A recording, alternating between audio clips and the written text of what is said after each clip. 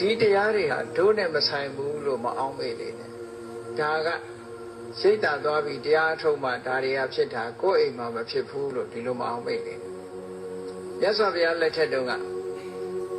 ဘုရားကြောင်းသွားပြီးတော့တရားနာတယ်တရားနှလုံးသွင်းတယ်အိမ်မှာနေရင်စီးပွားရှာရင်နဲ့သောတာပန်ဖြစ်တဲ့ပုဂ္ဂိုလ်တွေအများကြီးရှိတယ်သက္ကရာဂံဖြစ်တဲ့ပုဂ္ဂိုလ်တွေအများကြီးရှိတယ်အနာဂံဖြစ်သွားတဲ့ပုဂ္ဂိုလ်တွေရှိတယ်အိမ်မှာနေရင်နော်အိမ်မှာနေရင်ဒါကြောင့်ဘုန်းကြီးသီလရှင်ဝတ်ဖို့လည်းမတိုက်တွန်းဘူးတိုက်တွန်းလည်းဝတ်မှာမဟုတ်ဘူးလေအဲ့တော့အိမ်မှာနေရင်လည်းတရားထုတရားမြတ်ရနိုင်ပါလေဆိုတာပဲပြောရမှာပဲမြတ်စွာဘုရားလက်ထက်ကအများကြီးရှိတယ်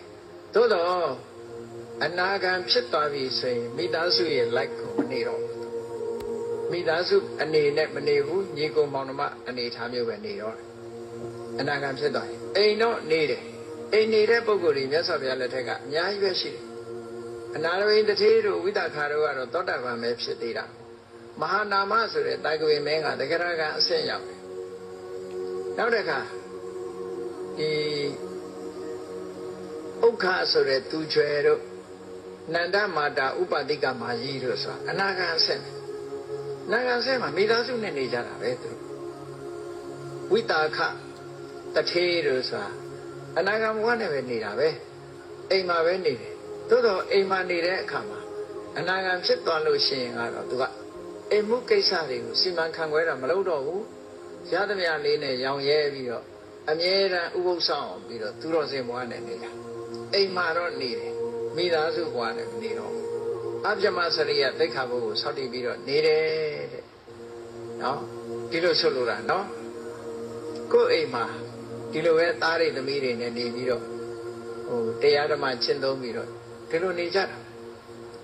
ဒီဘဝမှာပဲဒီလိုနေသွားကြတာနောက်ဆုံးဒါအမတန်မှဘုရားလက်ထက်ကထင်ရှားတဲ့တာရကတွေပဲပေါ့